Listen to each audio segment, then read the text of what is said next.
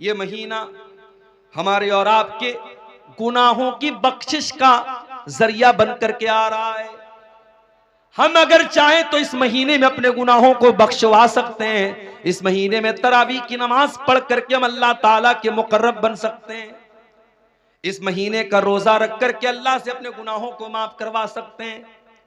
इस महीने में कुरान की तिलावत करके अपने गुनाहों की के बादलों को हम छांट सकते हैं, साफ कर सकते हैं। होना तो ये चाहिए था। इस महीने के लिए हमारे दिलों में एक एक्साइटमेंट पैदा होती, एक उत्सुकता होती, और हम ज़हनी तौर पर इस महीने के इस्तकबाल के लिए तैयार होते। मगर क्या बात है, लोगों को फिक्र हो रही है कि साहब रमजान आएगा, क्या होगा, दोपहर का खाना कैसे खाएंगे हम।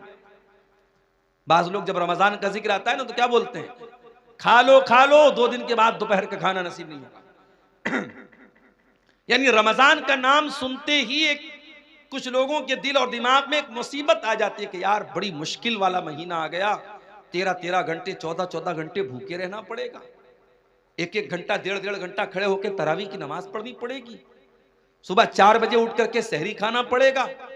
औरतों को अलग फिक्र रहती है, हमको ये बनाना पड़ेगा, वो बनाना पड़ेगा। अगर रमजान के ताल्लुक से ये निगेटिव सोच, ये मनफी सोच, ये नकारात्मक सोच आपके जहन में है तो मेरे प्यारे साथियों ये बहुत अफसोस की बात है। अगर आप वाकई में अल्लाह वाले हैं, अगर आप वाकई ईमान वाले हैं तो आपको खुश होना चाहिए कि अल्लाह ताला आपकी जिंदगी में एक रमजान का महीना और दे रहा है। हमें से बहुत सारे लोग ऐसे हैं, पिछले साल भी नौशाद भाई की दावत पर आपके गांव में आया था, तकरीर करके चला भी गया था, और जहां तक मुझे याद है वो प्रोग्राम भी रमजान के पहले ही हुआ था। पिछले साल रमजान का महीना गुजरा था और आपके गांव के बहुत सारे लोग उस वक्त जिंदा थे जो आज जिंदा नहीं है, अल्लाह को प्यारे हो चुके हैं। उनमें बूढ़े भी होंगे, उनमें जवान भी होंगे, उनमें मर्द भी होंगे, उनमें औरतें भी होंगी। पिछले साल वो हमारे बीच में थे, इस साल हमारे बीच में नहीं है। मौत ने उनको हमसे दूर कर दिया, वो अल्लाह के पास चले गए और अल्लाह ताला ने हमारी जिंदगी में एक और रमजान का महीना दे दिया है। मेरे प्यारे भाइयों, हम वो खुश नसीब लोग हैं जो अपनी जिंदगी में एक रमजान और देखने वाले हैं इंशाअल्लाह। ये कोई मामूली बात नहीं है, ये अल्लाह ताला का बहुत बड़ा करम है, उसकी बहुत बड़ी कृपा, बहुत बड़ी मेहरबानी, बहुत बड़ी इनायत है कि वो एक रमजान हमको और दे रहा है। और रब्बे काबा की कसम, जिसको जिंदगी में एक रमजान एक्स्ट्रा मिल रहा है वो उसके बराबर, वो इंसान जिसको उसके मुकाबले में एक रमजान कम मिला हो, वो दोनों कभी बराबर नहीं हो सकते। जिसको 2024 का रमजान मिला और 25 के आने से पहले वो अल्लाह के यहां चला गया, तो वो इंसान आपके बराबर नहीं हो सकता अगर वाकई में आप रमजान को रमजान की तरह गुजारेंगे। आइए मैं एक वाकया आपको सुनाता हूं। इब्ने माजा की सही रिवायत है। हदीस के रावी कौन है? अबू तलहा रजी अल्लाह ताला अन्हु। माफ कीजिएगा, तलहा, अबू तलहा नहीं, तलहा, अबू तलहा अलग है, तलहा अलग है। अबू तलहा अंसारी साहबी है और तलहा मुहाजिरीन में से है। हजरत तलहा रजी अल्लाह ताला अन्हु फरमाते हैं, ये तलहा बिन उबैदुल्लाह कौन है? जो उन 10 सहाबा में से जिनको अल्लाह के नबी ने जन्नत की खुशखबरी सुनाई थी। मैं पूछूं अगर अपने नौजवानों से, अपनी बहनों से, जरा बताओ कि वो 10 सहाबा कौन है जिनको नबी ने नाम लेकर के जन्नती कहा था, तो हमारे बहुत सारे नौजवान हैं जो दाएं बाएं झांकने लगेंगे, नहीं मालूम। उनसे ये पूछ लो कि इंडिया की टीम के 11 क्रिकेटर्स के नाम क्या है, पूरा बता देंगे। आईसीसी की चैंपियनशिप में इंडिया कौन से पायदान पे चल रही है, फौरन बता देंगे। टॉप 1 पर कौन सा बल्लेबाज है, टॉप 1 पर कौन सा गेंदबाज है, फौरन बता देंगे। क्यों? इंटरेस्ट है, शौक है। मोबाइल पर स्कोर देख रहे हैं, मैच देख रहे हैं, शौक है। हमें दीन सीखने का शौक होता तो हमें नबी के सहाबा का नाम भी मालूम होता। अभी एक बच्चे का नाम किसी ने पूछा तो मैंने कहा कि नाम रख दीजिए उसैरिम। आप लोगों ने नाम सुना है उसैरिम? बोलो भाई, सुना है? किसका नाम है? उसैरिम बहुत प्यारा नाम है, अगर आपके घर में बच्चा पैदा हो ये नाम रख देना, आगे पीछे कुछ लगा देना, मोहम्मद उसैरिम या अब्दुल्ला उसैरिम। उसैरिम नाम जो है ये उस सहाबी का नाम है जो जंगे बद्र के मौके पर ईमान लाए और ईमान लाते ही जंगे बद्र में शामिल हो गए और अल्लाह की राह में लड़ते लड़ते शहीद हो गए। उलमा ने लिखा है कि ये वो सहाबी हैं जिन्होंने एक टाइम की नमाज भी नहीं पढ़ी थी, ईमान लाए और ईमान लाते ही अल्लाह की राह में लड़ते लड़ते शहीद हो गए और जन्नत में जाएंगे। एक नमाज पढ़े बगैर भी जो जन्नत में जाएंगे उस सहाबी का नाम है उसैरिम, अलिफ स्वाद या रामीम, उसैरिम। ये नाम रख सकते हैं आप, हम सहाबा के नाम पर अपने बच्चों के नाम रखो। 10 सहाबा जन्नती हैं, चलो मैं आपको गिना देता हूं। अबू बकर, उमर, उस्मान, अली, ये तो सब जानते हैं। उसके अलावा साद बिन अबी वक्कास रजी अल्लाह तआला अन्हु, सईद बिन ज़ैद रजी अल्लाह तआला अन्हु, अब्दुर्रहमान इब्न औफ रजी अल्लाह तआला अन्हु, अबू उबैदा इब्न जर्राह रजी अल्लाह तआला अन्हु, तलहा रजी अल्लाह तआला अन्हु, ज़ुबैर रजी अल्लाह तआला अन्हु। ये टोटल 10 सहाबा हैं जिनका नाम लेकर के नबी ने जन्नती होने की बशारत सुनाई। उन 10 में से कौन है? तलहा बिन उबैदुल्लाह। उनकी रिवायत है, और रिवायत कहां है? इब्ने माजा के अंदर, बिल्कुल सही रिवायत है। कहते अल्लाह के नबी के पास 2 लोग आए बहुत दूर से, दोनों ने एक साथ इस्लाम कबूल किया। वो दोनों दोस्त भी हो सकते थे, दोनों पड़ोसी भी हो सकते थे, दोनों भाई भी हो सकते थे, हदीस में उसकी वजाहत नहीं है। दोनों एक ही इलाके के रहने वाले थे, दोनों ईमान लाए, एक साथ ईमान लाए, लेकिन उनमें से एक ज्यादा मेहनती था दूसरे के मुकाबले में। एक दीन के कामों में ज्यादा एक्टिव था, ज्यादा चुस्ती वाला था, फुर्तीला था। एक थोड़ा उससे कम मेहनत करता था, एक ज्यादा मेहनत करता था। होता है अपने घर में, हम देखते हैं एक आदमी ज्यादा मेहनती होता है, दूसरा कम होता है। एक उसमें से ज्यादा एक्टिव था, और वो जो ज्यादा एक्टिव था वो अल्लाह की राह में लड़ते लड़ते शहीद हो जाता है। उसका जो दोस्त होता है उसके 1 साल के बाद उसका इंतकाल होता है। पहला वाला जो मेहनती था वो अल्लाह की राह में लड़ते लड़ते शहीद होता है, दूसरा वाला नेचुरल तरीके से इंतकाल कर जाता है, मौत हो जाती है। हजरत तलहा कहते मैंने ख्वाब देखा कि मैं जन्नत के दरवाजे पर खड़ा हूं, इतने में जन्नत से एक निकलने वाला निकला, यानी फरिश्ता निकला, और जो इंसान बाद में जिसका इंतकाल हुआ था और जो दीन के मामले में कम मेहनत करता था, उस फरिश्ते ने उसको जन्नत में जाने की इजाजत दी कि तुम जन्नत में चले जाओ। उसके बाद उसने उससे कहा जो ज्यादा मेहनती था और अल्लाह की राह में जो लड़ते लड़ते शहीद हुआ था, उससे कहा तुम चले जाओ। उसके बाद वो फरिश्ता मेरे पास आया और उसने कहा फ़इन्नका लम यानी लका बादु, अभी तुम्हारे जन्नत में जाने का टाइम नहीं आया है। हजरत तलहा कहते उसके बाद मेरी नींद खुल गई। मैंने जब अपना ये ख्वाब सहाबा को बयान किया, फ़अजिबू लिज़ालिका, तो सहाबा को बहुत अजीब लगा कि ऐसा कैसे हो सकता है कि जो इंसान अल्लाह की राह में शहीद हो गया और जो दीन के मामले में ज्यादा मेहनत करता था वो बाद में जन्नत में जा रहा है, और जो नॉर्मल तरीके से मरा था वो पहले जन्नत में जा रहा है, ऐसा कैसे हो सकता है? सहाबा को इस बात पर बहुत ताज्जुब हुआ।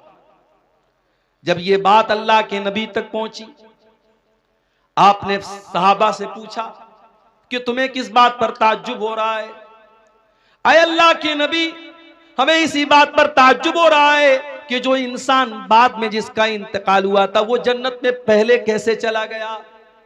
आपने फरमाया अलैसा कद मकस बादहु सनतन, जिसका इंतकाल 1 साल बाद हुआ था, क्या अपने भाई के मरने के बाद 1 साल तक उसकी जिंदगी में 1 साल एक्स्ट्रा उसको मिला कि नहीं मिला?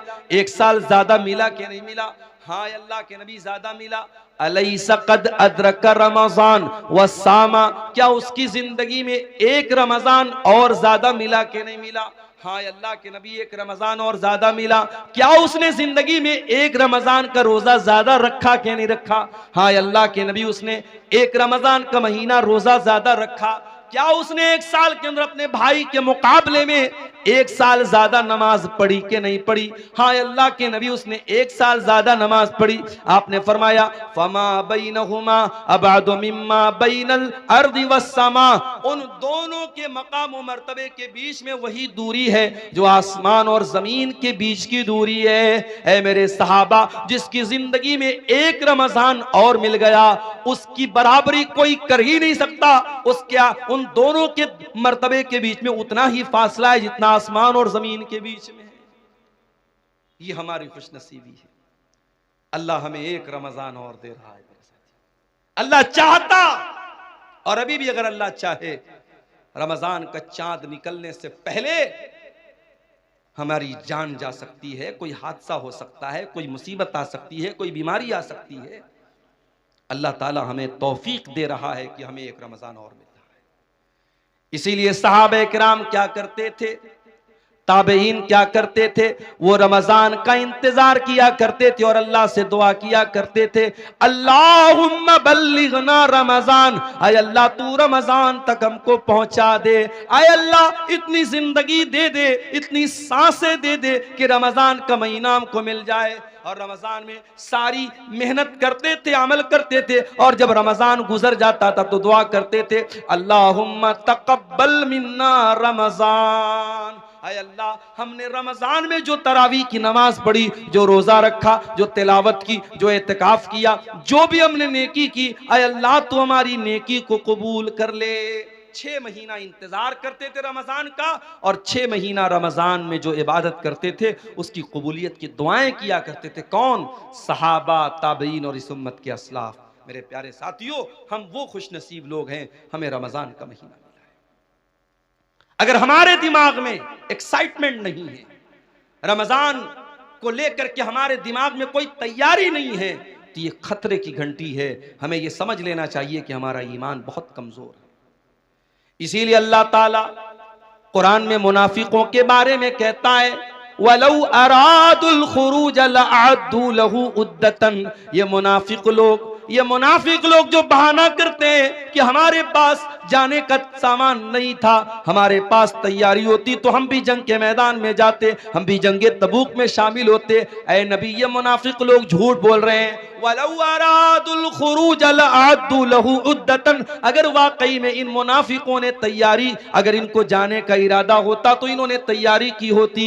वलाकिन करिहल्लाहुम बिआतहुम फसब्बतहुम, लेकिन अल्लाह ताला को मंजूर यही था, ये काहिल लोग हैं, ये कामचोर लोग हैं, ये सुस्त लोग हैं। अल्लाह ताला को मंजूर ही नहीं था कि ये आपके साथ जंग के मैदान में जाएं, इसलिए अल्लाह ताला ने इनको बिठा दिया। वकील क़ुदू माल क़ौमिल क़ाइदीन, अल्लाह ने इनसे कह दिया कि जाओ, जो बैठ गए तुम भी उनके साथ बैठ जाओ, तुम्हें मोमिनों के साथ जाना नसीब नहीं होगा। इसलिए मेरे प्यारे साथियों, रमजान के महीने को लेकर के अगर दिल में एक तैयारी नहीं है तो हमारे और आपके लिए बहुत खतरे की घंटी है। मेरे साथ, रमजान का महीना वो महीना है, नबी अकरम मिंबर पे चढ़ते हैं। अबू हुरैरा रज़ी अल्लाह ताला अन्हु हदीस के रावी हैं। आप मिंबर पे चढ़ते हो और 3 मरतबा फरमाते आमीन आमीन आमीन। साहबा कहते हैं, अल्लाह के नबी क्या बात है, आप आमीन क्यों बोल रहे हैं 3 बार? आपने कहा, जब मैंने मिंबर की पहली सीढ़ी पर कदम रखा, जिब्रील आए और उन्होंने कहा कि जो इंसान रमजान का महीना पाए, फलम युगफर लहू, और उसकी बख्शिश न हो सके, फकद अबदहुल्लाह, अल्लाह ताला अपनी रहमत से दूर कर दे उस इंसान को, बर्बाद हो जाए वो इंसान जो रमजान का महीना पाए और अपनी बख्शिश न करवा सके। जिब्रील ने ये बद्दुआ की और मुझसे कहा कि आमीन कहो, तो मैंने आमीन कहा। फिर जब मैं दूसरी सीढ़ी पर पहुंचा, जिब्रील ने कहा कि जो अपने माँ बाप में से दोनों को या किसी एक को बुढ़ापे की हालत में पाए और उसके माँ बाप उसको जन्नत में दाखिल न कर पाए। बड़ा मसला है मेरे भाई। माँ की तरफ से आज मदरसे में चंदा देने को हम तैयार हैं, बाप की तरफ से मस्जिद बनवाने को तैयार है, ट्यूबवेल बनाने को तैयार है। माँ जिंदा होती है तो माँ के ऊपर 5 रुपया खर्च करने में भी हमारा दिल घबराता है। बाप जिंदा है तो बाप को 100 रुपया देने में भी हमारी जान निकलती है। और माँ के मरने के बाद और बाप के मरने के बाद बड़ी मोहब्बत हमारे दिल में पैदा हो जाती है और मस्जिदें बनवाते हैं, मदरसे बनवाते हैं। माफ करना मेरे प्यारे साथियों, जितना खर्च आप माँ बाप के मरने के बाद उनको सवाब पहुंचाने के लिए करते हैं, अगर उनकी जिंदगी में उतना खर्च करते तो शायद आप जन्नत में चले जाते। माँ बाप की कदर करो मेरे भाइयों, उनकी जिंदगी में उनको रुलाना, उनकी आंखों में आंसू लाना और मरने के बाद उनकी तरफ से बड़े बड़े चंदे देना और उनके बैठ के दुआएं करना, उनकी कब्र पे जाके रोना, ये ढकोसलेबाजी और कुछ नहीं है। माफ कीजिएगा, माँ बाप की जिंदगी में कदर करो मेरे साथ।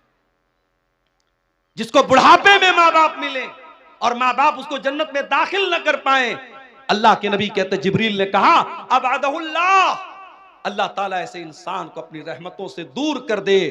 जिब्रील ने बद्दुआ की और मैंने कहा आमीन। उसके बाद जब मिंबर की तीसरी सीढ़ी पर मैं चढ़ा तो जिब्रील ने कहा वो इंसान जिसके सामने ऐ नबी आपका नाम लिया जाए, जिसके सामने मोहम्मद कहा जाए सल्लल्लाहु अलैहि वसल्लम, और वो आपका नाम सुनने के बाद आपके ऊपर दरूद न पड़े, सल्लल्लाहु अलैहि वसल्लम न पड़े, उस इंसान के ऊपर भी अल्लाह की लानत बरसे, उस इंसान को भी अल्लाह अपनी रहमत से दूर कर दे। जिब्रील ने ये बद्दुआ की और मैंने आमीन कहा। ये 3 बद्दुआएं थीं जो फरिश्तों के सरदार ने बद्दुआ की थी और नबी ने आमीन कही थी। मेरे प्यारे साथियों, कितना बड़ा बदनसीब है वो इंसान जिसकी जिंदगी में रमजान का महीना आए और वो अब अल्लाह ताला के यहां अपनी बख्शिश न करवा सके। और ये भी याद रखिए, कुरान करीम में अल्लाह ताला ने अगर किसी एक महीने का नाम लिया है तो वो भी सिर्फ और सिर्फ रमजान का महीना है। महीने तो 12 हैं मगर अल्लाह ने सिर्फ एक महीने का नाम लिया और वो महीना रमजान का महीना है। और जब अल्लाह ने रमजान के महीने का नाम लिया कुरान के दूसरे पारे में तो क्या कहा अल्लाह ने? अल्लाह ने ये नहीं कहा रमजान रोजे का महीना है, अल्लाह ने ये नहीं कहा रमजान तरावी का महीना है, अल्लाह ने ये नहीं कहा रमजान एतिकाफ का महीना है, अल्लाह ने ये नहीं कहा रमजान ज़कात का महीना है।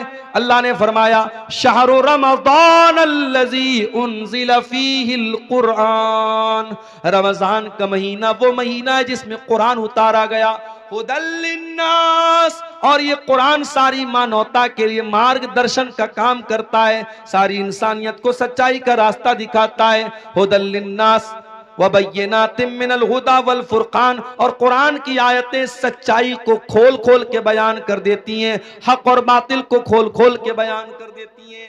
पता ये चला कि कुरान वो रमजान वो महीना है जिसमें कुरान उतरा था। अच्छा, अब एक सवाल ये पैदा होता है कि कुरान तो इकट्ठा नहीं उतरा, कुरान तो अल्लाह के नबी के ऊपर थोड़ा थोड़ा 23 साल में उतरा, तो फिर इसका क्या मतलब है कि कुरान रमजान के महीने में उतरा? तो इसको भी नोट कर लो कि कुरान 2 तरीके से उतरा है।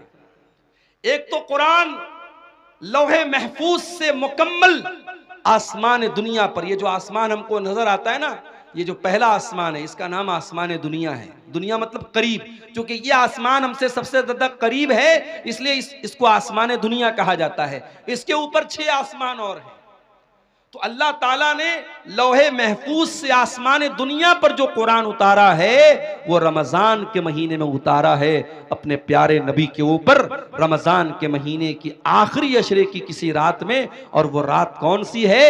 ये वही रात है जिसको लैलतुल कद्र कहा गया और जिसके बारे में अल्लाह ने कुरान की सूरत नाजिल की, इन्ना अंज़लनाहु फी लैलतिल कद्र वमा अदराका मा लैलतुल कद्र, लैलतुल कद्र खैरुम मिन अल्फि शहर। ऐ मेरे नबी, इस कुरान को हमने लैलतुल कद्र में उतारा है और आप क्या जाने के लैलतुल कद्र क्या है? लैलतुल कद्र खैरुम मिन अल्फि शहर, लैलतुल कद्र तो 1000 महीने से बेहतर है। तो एक तो कुरान अल्लाह ताला के यहां से आसमान पर उतरा, फिर वहां से थोड़ा थोड़ा करके हमारे नबी के ऊपर उतरा है। इसलिए अल्लाह कह रहा है कि रमजान का महीना वो महीना है जिसमें कुरान उतारा गया है। और आज अफसोस की बात है, हमारा वो नौजवान जो 24 घंटे में हजारों बार मोबाइल खोलता है कि व्हाट्सएप पर किसका मैसेज आया, इंस्टा पर किसका मैसेज आया, फेसबुक की पोस्ट को कितने लोगों ने लाइक कर लिया, और इंस्टाग्राम के फोटो को कितने लोगों ने लाइक कर लिया, व्हाट्सएप के स्टेटस को कितने लोगों ने देख लिया। एक एक मैसेज को पढ़ता है, एक एक लाइक को देखता है। लोगों के लाइक की इतनी परवाह करने वाला इंसान शायद इतनी मर्तबा तूने कुरान को पढ़ा होता तो अल्लाह तुझे लाइक कर देता। अगर तूने कुरान से इतना ताल्लुक जोड़ा होता तो अल्लाह की नजर में तू पसंदीदा हो जाता। मेरे प्यारे साथियों, आप जिससे मोहब्बत करते हैं उसके मैसेज का इंतजार करते हैं। अगर आप अब्दुल गफ्फार साहब से मोहब्बत करते हैं और आपने उनको मैसेज किया है और आपके मैसेज को उन्होंने ओपन तक नहीं किया, खोला तक नहीं, और आपसे 1 साल के बाद अब्दुल गफ्फार साहब मिले और कहा कि अरे यार क्या हाल चाल है, दोस्ती का आपको जो है दम भरने की कोशिश की और दोस्ती का नाम लिया, तो आप गुस्से में कहेंगे कि अरे भाई जाओ, आप तो इतने बड़े इंसान हैं कि आपने मेरा मैसेज तक खोल के नहीं देखा, आप क्या दोस्ती की बात करते हैं।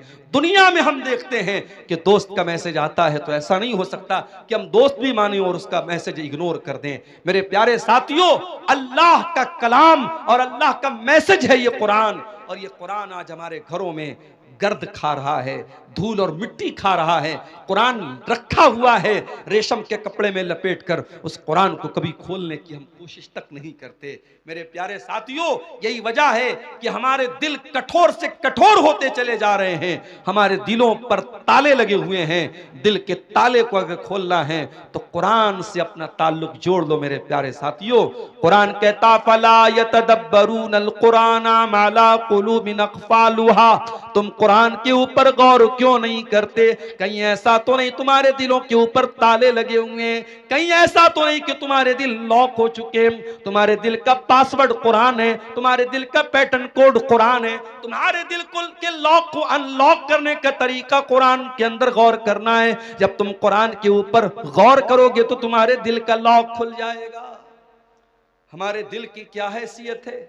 कुरान तो वो किताब है, अल्लाह कहता है लौ अंज़लना हाज़ल कुरान अला जबलिन, इस कुरान को हमने किसी पहाड़ के ऊपर भी उतारा होता, लरअयतहु खाशिअम मुतसद्दिया, तो तुम देखते कि पहाड़ भी अल्लाह के खौफ से रेजा रेजा हो जाता। तरावी पढ़ाने वाले को कितना पैसा देते हो? बाज़ जगहों पर तो साहब मसला लोग पूछते हैं, मौलवी साहब तरावी पढ़ाने वाले को पैसा देना जायज है कि नहीं? अच्छा, मतलब तुम ये पूछ रहे हो कि तरावी पढ़ाने वाले को पैसा देना जायज है कि नहीं? वो बेचारा पूरे महीने खड़ा होकर के तरावी की नमाज में कुरान पढ़ा रहा और तुम उसको चंद पैसे देते हो तो मसला पूछ रहे हो कि पैसा देना जायज है कि नहीं? शर्म आनी चाहिए और चुल्लू भर पानी में डूब मरना चाहिए। फ्री है। झाड़ू लगाने वाला भी आपके मोहल्ले में आता है तो उसकी तनख्वाह लेता है। ऐ मुसलमान, तूने सबसे हकीर समझा है तो कुरान को समझा है। कुरान पढ़ने पढ़ाने वाले का उसने पैसा मांग लिया तो जान निकलती है तेरी। पिछले साल एक न्यूज मैंने पढ़ी थी, गुजरात में अहमदाबाद में एक हाफिज साहब ने तरावी की नमाज पढ़ाई थी। उनको वहां की जो मस्जिद के मुसल्लियान थे, किसी ने खुश होकर के 4 व्हीलर दे दी थी। 4 व्हीलर की चाबी के साथ हाफिज साहब का फोटो आया था।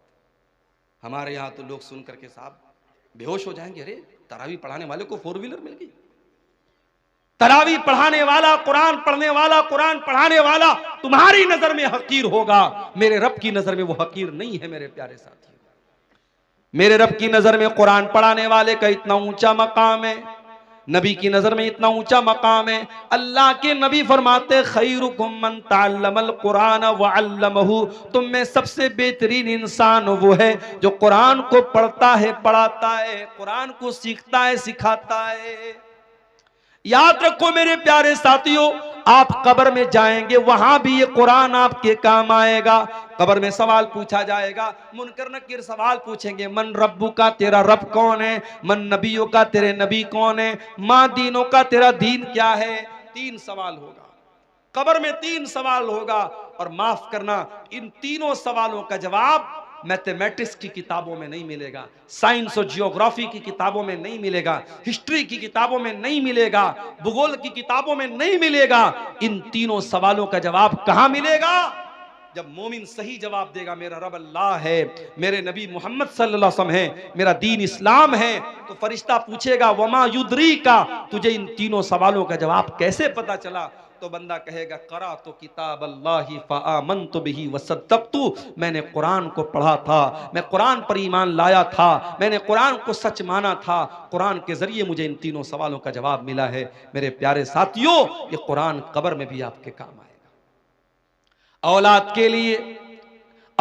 के लिए मेहनत करने वालों, अपनी औलाद को सुख देने के लिए हराम की जायदाद पर कब्जा करने वालों, दूसरों की जमीन हड़पने वालों, सूद और ब्याज का पैसा अपने घर में ला करके अपनी औलाद को पालने वालों, तुम भी कान खोल करके सुन लो, कयामत के दिन ये औलाद भी तुम्हारे काम नहीं आएगी, औलाद भी काम नहीं आएगी।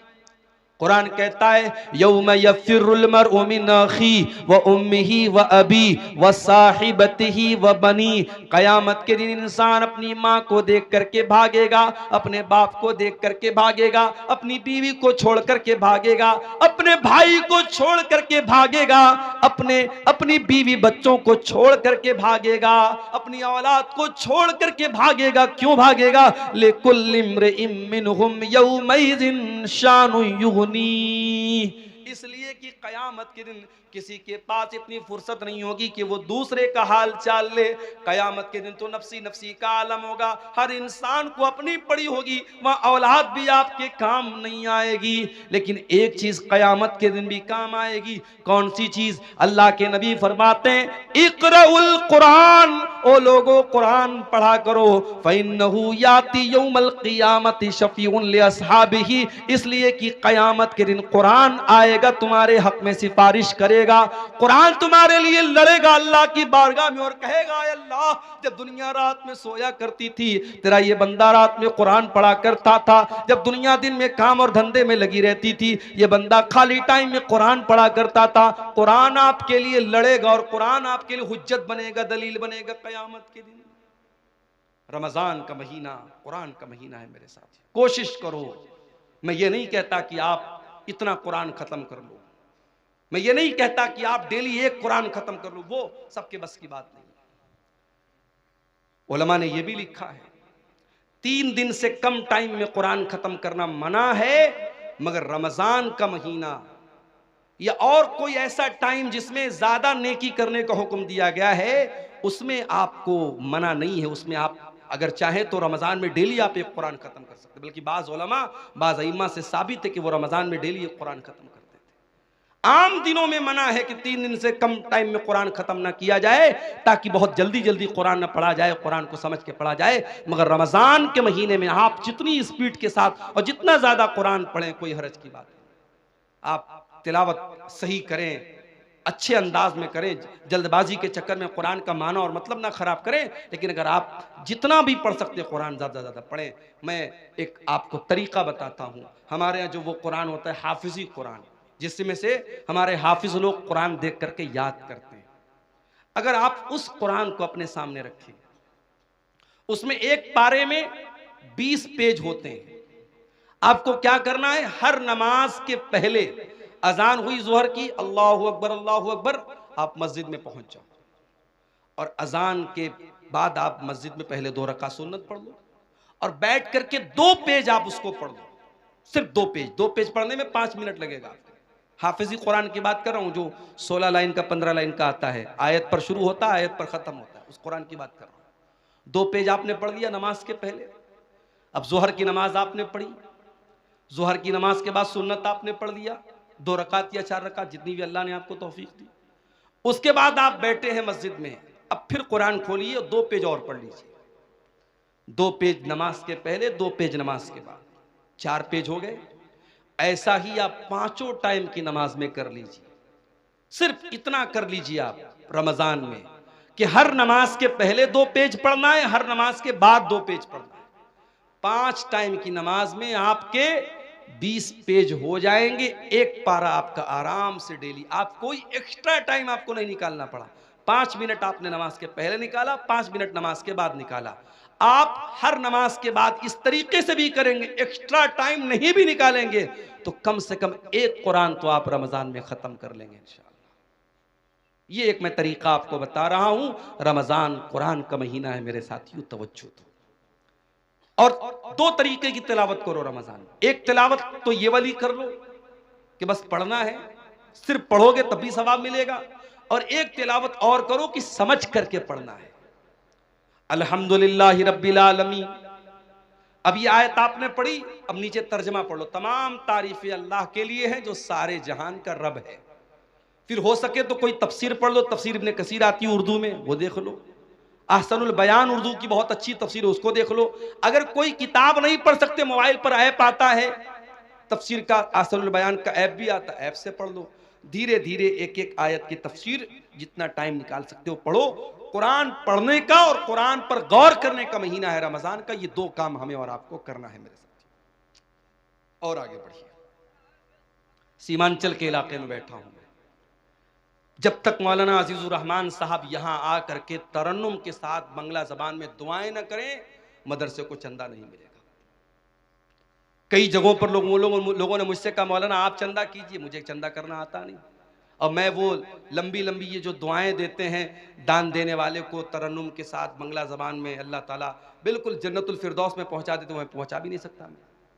तो अब ये जो मिजाज हमारा बना है कि जब तक दुआ नहीं करेगा सामने वाला, ऐलान नहीं करेगा माइक से, तब तक हम चंदा नहीं देंगे, ये मिजाज भी बदलने की जरूरत है। जरूरी नहीं है कि हर बात का माइक में ऐलान कराया जाए।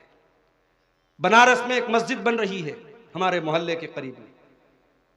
एक अल्लाह का बंदा आया, नमाज उसने पढ़ी, उसने ऐलान सुना कि यह मस्जिद की तामीर का काम चल रहा है। मस्जिद की कमेटी के जिम्मेदार के कान में धीरे से उसने कहा मौलाना साहब मस्जिद की तामीर में जितना छड़ लगेगा मैं देने को तैयार। कोई ऐलान नहीं हुआ, कोई माइक पर लंबी चौड़ी दुआएं उसके लिए नहीं की गई। उसके दिल में अल्लाह ने यह बात डाली मस्जिद बन रही है, जितना छड़ लगेगा मेरी तरफ से लगेगा, जितना सरिया लगेगा मेरी तरफ से लगेगा। कोई अल्लाह का बंदा आता है कहता जितने सीमेंट लगेंगे मैं दे दूंगा। काम इस तरीके से होता है मेरे प्यारे साथियों। आज हमारे अंदर अगर किसी चीज की कमी है तो इखलास की कमी है। किसी गरीब को राशन का किट भी हम देते हैं ना, तो फोटो खींचते हैं और अखबार में डालते हैं कि हमने एक गरीब की मदद की।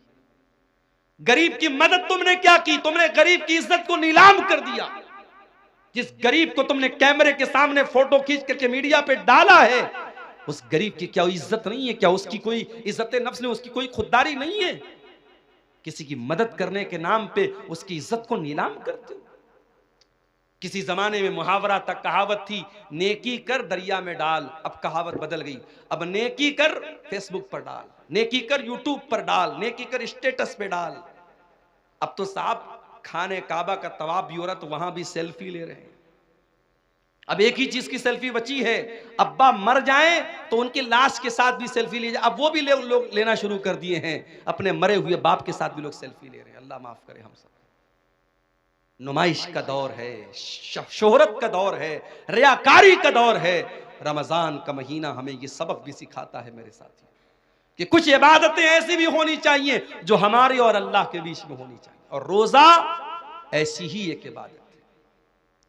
सुबह फजर के टाइम आपने सहरी खाई, जो भी आपने सहरी खाई, मैं नहीं जानता आपके सीमांचल में क्या क्या खाते हैं। हो सकता है कुछ लोग गोश्त भी खाते हो, सब्जी भी खाते हो, रोटी चावल भी खाते हो। जो भी आपने सहरी के टाइम खाया, सुहर की अजान हो गई। जाहिर है 4 बजे आपने सहरी खाई थी, 12:30 बजे अज़हर की अजान हो रही है। 8 घंटे का टाइम गुजर चुका है, 8.5 घंटे का। मार्च का महीना चल रहा है, गर्मी का आलम है। आप मस्जिद में आए, आपने वजू करने के लिए पानी से अपने हाथों को धोया, चुल्लू में पानी लिया, मुंह में डाला, हलक सूख रहा है। सुबह 4 बजे के बाद आपने पानी नहीं पिया है, हलक सूख रहा है और पानी आपके मुंह में जा चुका है। अगर आप उस पानी के 2-4 कतरे हलक के नीचे उतार लें, वहां तो कोई कैमरा नहीं लगा है, वहां तो कोई कैमरा नहीं लगा है। लेकिन हां, एक बात आपसे यह भी कहना चाहूंगा, जिसके दिल में अल्लाह का डर ना हो, वो खाने काबा में जाके, मक्का में जाकर के भी वहां पर भी वो गंदा काम करता है।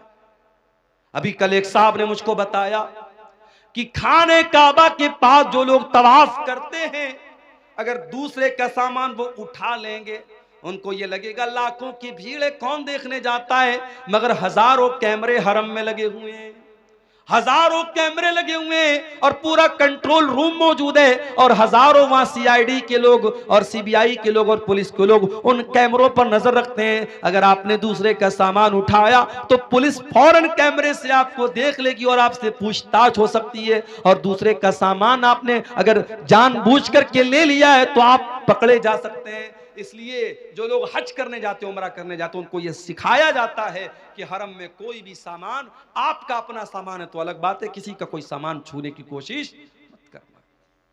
एक साहब ने एक वाकया बताया कि तवाफ के दौरान एक हिंदुस्तानी हाजी और हिंदुस्तानी मुसलमान, 50 साल के ऊपर का मुसलमान, बार बार औरतों को टच कर रहा था। तवाफ के दौरान वो गंदा इंसान बार बार औरतों को टच कर रहा था और कैमरे की नजर से जो कंट्रोल रूम में पुलिस वाले मौजूद थे वो बार बार देख रहे थे कि ये इंसान एक बार नहीं, 2 बार नहीं, इसने 20 बार ऐसा किया। पुलिस ने उसको अरेस्ट कर लिया। जब जेल में पहुंचा है वो इंसान, उसके जवान बेटे पहुंचे, उसकी बेटियां पहुंची, नहीं हमारा बाप इतना गंदा काम नहीं कर सकता। पुलिस वालों ने कैमरे की क्लिप ला के सामने रख दी, तो देख लो तुम्हारे बाप ने क्या किया है। इसका मतलब यह हुआ कि जो ठरकी इंसान होता है, जो गंदा इंसान होता है, जिसके दिमाग में शैतान भरा होता है, वो मक्के में पहुंच जाए, खाने काबा के पास पहुंच जाए, वहां भी उसके दिमाग की गंदगी खत्म नहीं होती है। मेरे साथ आपको खाने काबा के पास भी इतना गंदा काम करने से अगर कोई चीज रोक सकती है, अल्लाह का डर और अल्लाह का तकवा ही रोक सकता है। और रमजान का रोजा हमें यही सिखाता है मेरे साथियों। सुबह 4 बजे हमने सहरी में पानी पिया है, जुहर के वजू में पानी के कतरे मुंह के अंदर जा रहे हैं, 2-4 कतरे हलक के नीचे चले जाए, कौन देखने जाता है। मगर बंदा 2-4 कतरे भी अपने हलक के नीचे जाने नहीं देता है।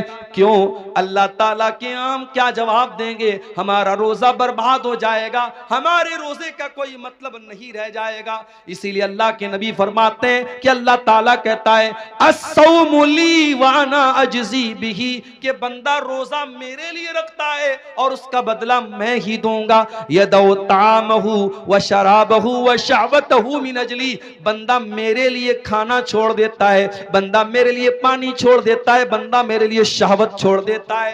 बीवी मौजूद है, बीवी के पास नहीं जाता, खाना मौजूद है, खाना नहीं खाता है, पानी मौजूद है, पानी नहीं पीता है। अल्लाह के लिए रोजा हमें इखलास सिखाता है, रोजा हमें अल्लाह का डर सिखाता है। रोजे से सबसे बड़ा मकसद मेरे प्यारे साथियों यही है कि हमारे दिलों में अल्लाह का तकवा पैदा हो जाए। इसीलिए अल्लाह कुरान के दूसरे पारे में कहता है या अय्युहल्लज़ीना आमनू कुतिबा अलैकुमुस्सियामु कमा कुतिबा अलल्लज़ीना मिन क़ब्लिकुम लअल्लकुम तत्तक़ून, ऐ ईमान वालो तुम पर रोजे फर्ज किए गए जिस तरीके से तुमसे पहले के लोगों पर फर्ज किए गए, ताकि तुम मुत्तकी बन जाओ, ताकि तुम्हारे दिलों में अल्लाह का तकवा, अल्लाह का डर पैदा हो जाए। तो रमजान के अंदर तकवा पैदा करो मेरे साथी। और आगे बढ़िए, रमजान के अंदर एक काम हमें और भी करना है। रमजान दुआ का महीना है। कुरान में जहां अल्लाह ताला ने रमजान के रोजे का जिक्र किया, वहीं पर फरमाया व इज़ा सालका इबादी अन्नी फइन्नी करीब, ऐ मेरे नबी जब मेरे बंदे आपसे मेरे बारे में सवाल करें उन्हें जवाब दे दो, मैं करीब हूं, मैं करीब हूं। उजीबु दावत दाई, मैं दुआ करने वाले की दुआ को सुनता हूं। शर्त यह है फलयस्तजीबू ली वल युमिनू बी, कि बंदा मेरी बात माने और मेरे ऊपर ईमान रखे। रमजान दुआ का महीना है मेरे साथियों। जब आप भूखे प्यासे रह करके अल्लाह की बारगाह में हाथ फैलाते हैं, अल्लाह आपकी दुआ को रायगा नहीं करता, अल्लाह आपकी दुआ को लौटाता नहीं है। इसीलिए अल्लाह के नबी फरमाते हैं सलासु दावतिन ला तुरद, 3 लोगों की दुआ अल्लाह ताला लौटाता नहीं है। दावतुल वालिदिल वलदिही, एक बाप की दुआ, बाप जब अपनी औलाद के हक में दुआ करता अल्लाह उस दुआ को कभी लौटाता नहीं है। वह दावतुल मुसाफिर, और मुसाफिर की दुआ को अल्लाह ताला लौटाता नहीं है। वह दावतुस साइम, और रोजेदार की दुआ को भी अल्लाह ताला लौटाता नहीं है। रोजे की हालत में मेरे प्यारे साथियों दुआ करो, अपने लिए भी दुआ करो, अपने बच्चों के लिए दुआ करो, अपने माँ बाप के लिए दुआ करो, सारी उम्मत के लिए दुआ करो, मुल्क के हालात के लिए दुआ करो, अपने कारोबार और रोजी रोटी के लिए दुआ करो। और बेहतर यह है कि जो अल्लाह के नबी जो दुआएं करते थे, आप दुआ की कोई किताब ले लो। एक अच्छी सी किताब का नाम मैं आपको बता रहा हूं, हिस्नुल मुस्लिम, बहुत अच्छी किताब है दुआ की। आप ऑनलाइन भी इसको अपने मोबाइल के प्ले स्टोर में जाके इसको डाउनलोड कर सकते हैं। उसमें छोटी छोटी दुआएं हैं, आप देख के उनको पढ़ लीजिए या याद करके पढ़ लीजिए। दुआओं को रोजे की हालत में खूब कीजिए। रमजान दुआ का महीना है मेरे प्यारे साथी। रमजान सब्र बर्दाश्त का भी महीना है।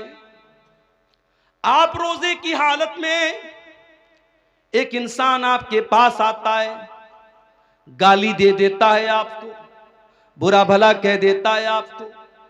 आप सुबह से कुछ खाए नहीं है, भूखे हैं, और जब इंसान भूखा रहता है तो उसका पारा और हाई हो जाता है, उसका बीपी और बढ़ जाता है, उसको और ज्यादा गुस्सा आने लगता है।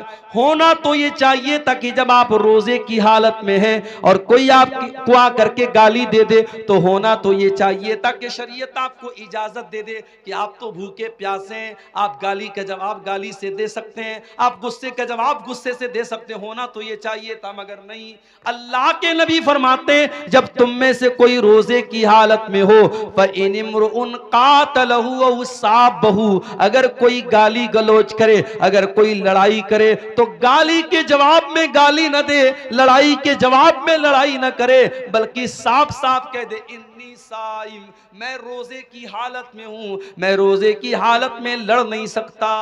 ओ लोगों जो रोजे की हालत में गाली गलौज करते हो, ओ लोगों जो रोजे की हालत में लोगों से लड़ाई झगड़े करते हो, खबरदार खबरदार, तुमने रोजे का मतलब ही नहीं समझा। रोजा सिर्फ खाने से रुकने का नाम नहीं, पानी से रुकने का नाम नहीं। अल्लाह के नबी फरमाते हैं मल्लम यदा कौल ज़ूर वल अमल बिही, जो झूठी बात को अपनी जबान से निकालता है और झूठी बात पर अमल करता है, फलैसा लिल्लाहि हाजतुन, तो अल्लाह को कोई जरूरत नहीं कि वो अपना खाना छोड़ दे, पानी छोड़ दे। रोजे की हालत में कंट्रोल करो अपने आप को। रोजा हमें कंट्रोल करना सिखाता है, रोजा हमें यह सिखाता है अगर अल्लाह के हुक्म पर हम खाना छोड़ सकते हैं, पानी छोड़ सकते हैं, बीवी हलाल है बीवी को के करीब नहीं जाते हैं, खाना हलाल है खाना नहीं खाते हैं, पानी हलाल है पानी नहीं पीते हैं, अगर अल्लाह के हुक्म पर हलाल छोड़ सकते हैं तो बीड़ी पीने वालों तुम बीड़ी क्यों नहीं छोड़ सकते, सिगरेट पीने वालों तुम सिगरेट क्यों नहीं छोड़ सकते, तंबाकू खाने वालों तुम तंबाकू क्यों नहीं छोड़ सकते, ओ शराब पीने वालों तुम शराब क्यों नहीं छोड़ सकते। जब अल्लाह के हुक्म पर एक महीने के तुम हलाल छोड़ सकते हो तो जो चीजें हराम है, जो चीजें नुकसानदेह है, जो चीजें तुम्हारी सेहत के लिए हानिकारक है, जो तुम्हारे शरीर को नष्ट कर रही है, बर्बाद कर रही है, वो गुटखा वो खैनी वो तंबाकू वो सिगरेट वो बीड़ी तुम क्यों नहीं छोड़ सकते हो। रोजा हराम को छुड़वा रहा है, हराम को छोड़ने की प्रैक्टिस करवा रहा है। मेरे प्यारे साथ रमजान का ये महीना हमें एक सबक और दे रहा है। कभी आपने गौर किया ज़कात हम रमजान ही में क्यों निकालते हैं? सारे मदरसे वाले अपने चंदा करने के लिए सफीरों को रमजान में ही क्यों भेजते हैं? 90% पूरी दुनिया के मुसलमान रमजान में ज़कात क्यों निकालते हैं? क्योंकि रमजान का महीना सखावत का महीना है, दान करने का महीना है, अल्लाह की राह में देने का महीना है। हजरत अब्दुल्ला बिन अब्बास कहते हैं कि अल्लाह के प्यारे नबी सबसे ज्यादा सखावत किया करते थे, और जब रमजान का महीना आता था और अल्लाह के प्यारे नबी जिब्रील से मिलकर के कुरान पढ़ा करते थे, कुरान का दौर किया करते थे, तो आपकी सखावत और बढ़ जाती थी। आप तेज चलने वाली आंधी से भी ज्यादा सखावत करते थे। रमजान में सखावत करो मेरे साथियों। आज अफसोस की बात है, ज़कात वसूलने के लिए लोग आते हैं, बड़े बड़े सेठ लोग लाइन लगवाते हैं, बेचारा ज़कात लेने वाला भिखारी बनकर के लाइन लगाता है, तब जाकर के उसको ज़कात मिलती है। अरे तुझे तो एहसानमंद होना चाहिए, तुझे तो शुक्रिया अदा करना चाहिए कि वो ज़कात लेने वाला तेरे दरवाजे तक आया है, उसने तेरा काम आसान कर दिया, तेरी इबादत को आसान कर दिया, और तू भिखारियों की तरह उसकी लाइन लगवाता है। माफ करना मेरे प्यारे साथियों, ज़कात कोई भीख नहीं है, ज़कात कोई एहसान नहीं है, ज़कात हमारे माल में अल्लाह का हक है। हम जो माल कमाते हैं उस माल की, हमारे माल पर 2.5% जो ज़कात हम देते हैं वो माल में अल्लाह का हक है। और रमज़ान में हमें कोशिश ये करनी चाहिए कि अपने माल की ज़कात हम निकाल दें, और ज़कात के अलावा भी हम सदका खैरात करें, क्योंकि हमारे प्यारे नबी सल्लल्लाहु अलैहि वसल्लम इस महीने में कसरत से सदका और खैरात किया करते थे।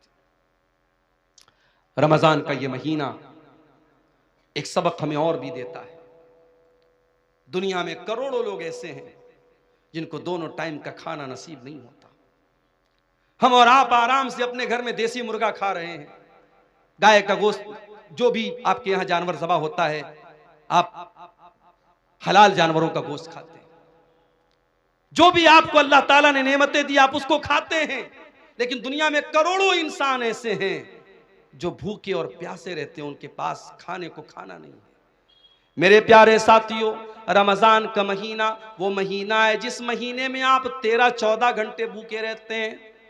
अमीर को भी भूखा रहना है, गरीब को भी रहना है, करोड़पति को भी रहना है, और एक सामान्य आदमी को भी रहना है। ये रमजान में भूखे रह करके आपको ये सबक सिखाया जाता है कि ऐ मेरे बंदो, तुम तो अपनी मर्जी से भूखे हो, तुम्हारे पास खाना है तब भी तुम नहीं खाते हो, तुम्हारे पास पीने को चीजें तब भी तुम नहीं पीते हो। इस दुनिया में करोड़ों लोग ऐसे हैं जो मजबूरी की वजह से भूखे रहते हैं, उनके पास कोई चीज नहीं कि वो खा सके, वो बेचारे न खाने को कुछ है न पानी को कुछ है। रमजान के इस महीने में जब आप दस्तरखान पर तरह तरह की चीजों को खाने के लिए बैठा करो मेरे साथियों, तो आप फलस्तीन के शहर गाजा के अपने उन भाइयों को याद कर लेना, जब हेलीकॉप्टर से खाने की किटें उनको फेंकी जाती हैं, उनके छोटे छोटे बच्चे खुश हो जाते हैं, 3 दिन बाद 4 दिन बाद उनको खाने को कुछ मिल जाता है। मेरे प्यारे साथियों, वो भी तो आपके मुसलमान भाई हैं, वो भी तो आपके कलमा गो भाई हैं,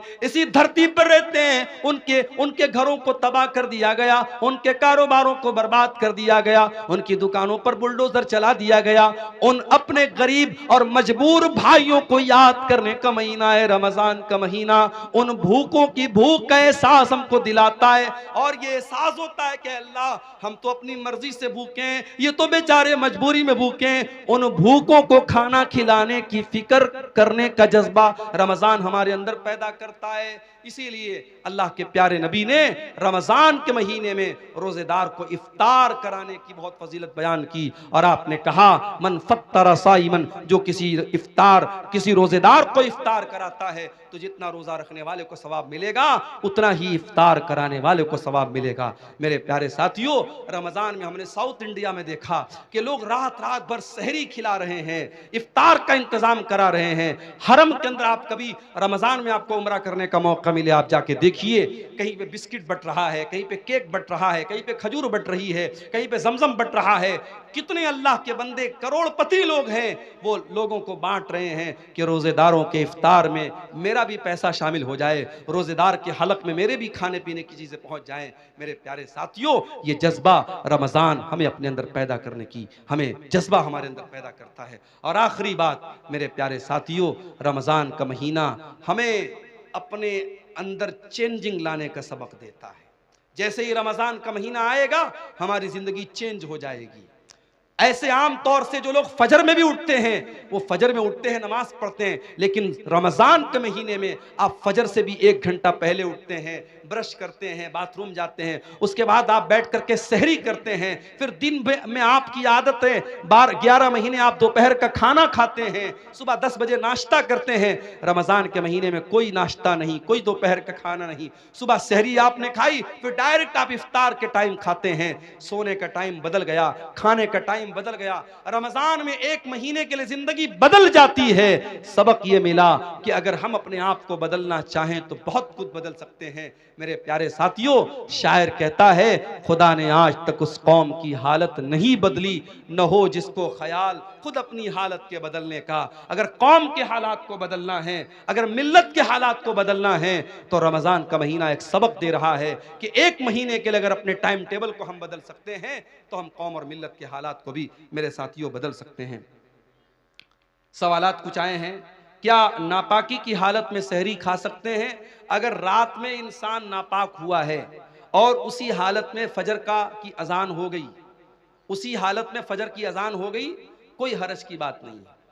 उसी हालत में सहरी खा लिया, कोई हरज की बात नहीं। लेकिन अगर नापाक हुआ है और फजर की अजान हो गई तो जल्दी से जाकर के गुस्ल कर ले ताकि जमात से नमाज पढ़े। अगर कोई इंसान नापाकी की हालत में रह जाता है और जानबूझ करके फजर की नमाज छोड़ देता है और फिर सुबह सो करके उठता है 9 बजे 10 बजे और फिर नहा धो के नमाज पढ़ता है, तो ये गलत है और ये सही नहीं है। नमाज को टाइम पर पढ़ना है। आपका रोजा सही हो जाएगा अगर आप नापाकी की हालत में सहरी करते हैं, मगर जमात से नमाज फर्ज है, उसको इंसान को नहीं छोड़ना चाहिए। इसलिए अगर कोई जनाबत की हालत में है तो जल्दी से गुस्ल कर ले ताकि जमात से नमाज पढ़ सके। क्या बिना सहरी खाए रोजा रख सकते हैं? बिना सहरी खाए नफिल रोजा तो रख ही सकते हैं, रमजान का रोजा भी रख सकते हैं, मगर एक शर्त है कि रात में आप ये नियत करके सोए हों कि हाँ मुझे कल सुबह रोजा रखना है। नफिल रोजे में नियत जरूरी नहीं है। नफिल रोजे में आप फजर के टाइम अगर उठे, अजान हो गई, आपके दिल में इरादा पैदा हुआ कि आज मैं रोजा रख लेता हूं, सहरी नहीं खाई आपने फजर के बाद नियत कर ली, आप नफिल रोजा रख सकते हैं। मगर रमजान में रात ही में आपको दिल में ये इरादा करना पड़ेगा कि हाँ मुझे कल रोजा रखना। अगर ये इरादा करके आप सोए थे और सुबह आपकी नींद नहीं खुल पाई सहरी में, तो बगैर सहरी के भी आपका रोजा हो जाएगा। रोजे की हालत में थूक निगलना कैसा है? ऑटोमेटिक नेचुरली तौर पे अगर कुछ थूक आपका हलक के अंदर चला जाता है तो कोई हर्ज की बात नहीं, लेकिन जानबूझ के अपने मुंह में ढेर सारा थूक बनाना और उसको निगलना, ये मुनासिब बात नहीं, ये जो है अखलाक के भी खिलाफ बात है, ऐसा नहीं करना चाहिए। बहरहाल उससे रोज़ा तो नहीं टूटेगा, मगर ऐसा करना ठीक नहीं है। क्या रोज़ेदार रोज़े की हालत में बीवी का बोसा ले सकते हैं? ले सकते हैं, मगर एक शर्त के साथ कि इंसान को अपने ऊपर कंट्रोल हो। पता लगा कि बीवी का बोसा लेने गया और नापाक हो गया तो मसला हो जाएगा, फिर वो एक रोजा ही नहीं जाएगा, उसको 60 रोजा रखना पड़ जाएगा, या 60 मिस्किनों को खाना खिलाना पड़ जाएगा, या लगातार 2 महीना उसको रोजा रखना पड़ेगा, तो वो बहुत भारी पड़ जाएगा। इसलिए जो इंसान अपने नफ्स पर कंट्रोल कर सकता है उसको इस बात की इजाजत दी जा सकती है, इससे रोजा नहीं टूटता है। ठीक है, जो शख्स किसी बीमारी की हालत में रोजा ना रख सके तो उसका क्या मसला होगा? अगर बीमारी ऐसी है कि आज बीमारी है कल ठीक हो जाएगी तो उसको तो कज़ा करना है, लेकिन बीमारी ऐसी है कि अब ठीक नहीं होगी, जैसे शुगर हो गया, टीबी हो गई, अब ये तो ठीक होना बहुत मुश्किल है, तो ऐसा इंसान जिसकी बीमारी लाइलाज है या अब उम्र के साथ रहेगी वो बीमारी, तो ऐसा इंसान अगर रोजा नहीं रख पा रहा है तो हर रोजे के बदले एक मिस्कीन को खाना खिलाएगा। एक मिस्किन को 2 टाइम का खाना उसको खिलाना रहेगा। बेहतर यह कि खाना खिला दे या 2 टाइम के खाने का जो अनाज है वो अनाज दे दे।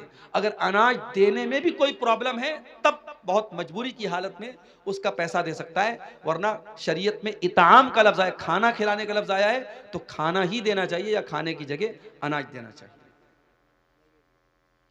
रोजे की हालत में गुल या कोई नशावर चीजों का इस्तेमाल करना कैसा? बिल्कुल गलत है। रोजा जब आप जायज चीजों को छोड़ रहे हैं तो भाई गुल क्यों नहीं छोड़ रहे हैं आप? कोई कह रहा है कि साहब हम गुल इसलिए करते हैं पेट साफ होता है, अरे भाई किसी और चीज से साफ कर लो अपना पेट, गुल से मत साफ करो। और गुल एक ऐसी चीज होती है कि कुछ ना कुछ उसका असर मुंह के अंदर महसूस होता है। तो रोजे की हालत बहुत, अगर आपकी मजबूरी है तो आप सुबह सहरी के पहले जो है यानी फजर के पहले आप कर लीजिए, वो भी उस सूरत में जब गुल के अंदर नशा ना हो। अगर गुल के अंदर किसी तरीके का नशा है तो रोजे के पहले या रोजे के बाद में या रोजे की हालत में किसी भी सूरत में वो सही नहीं है। रोजे की हालत में अगर कोई शख्स अपनी बीवी से हम बिस्तरी कर ले तो वो क्या करे? जानबूझ करके अगर ऐसा करता है तो रोजे का उसको कफारा देना पड़ेगा।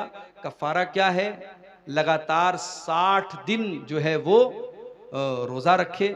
अगर उसकी ताकत नहीं है तो 60 मिस्कीनों को खाना खिलाए।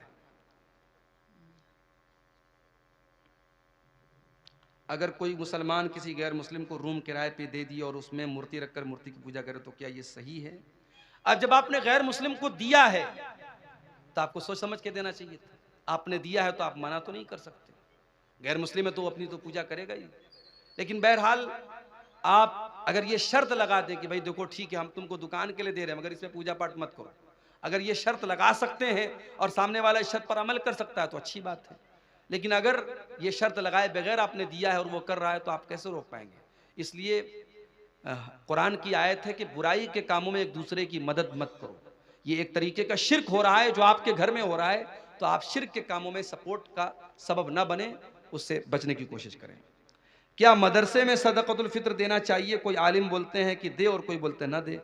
अगर मदरसे में गरीब बच्चे हैं, गरीब बच्चों के ऊपर वो पैसा खर्च हो रहा है, उसका अलग हिसाब किताब है कि सदक़तुल फित्र का जो अनाज है वो उन्हीं गरीब बच्चों पर खर्च हो रहा है या वो रकम उन गरीब बच्चों पर खर्च हो रही है, तब तो दिया जा सकता है।